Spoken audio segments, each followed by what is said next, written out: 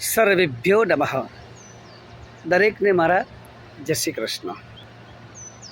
કૃષ્ણાય વાસુદેવાય હરયે પરમાત્મને પ્રણતક્લેશનાશાય ગોવિંદાય નમો નમઃ.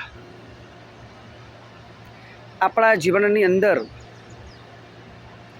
જ્યાં સુધી સત્સંગ કરતા નથી ત્યાં સુધી વિવેક આવતો નથી. બિનુ સત્સંગ વિવેક ન હોય. પણ સત્સંગ ક્યારે પ્રાપ્ત થાય? ભગવાનની કૃપા આપણી પર હોય તો જ આપણને સત્સંગ પ્રાપ્ત થાય અને તો જ આપણને વિવેક જાગૃત થાય.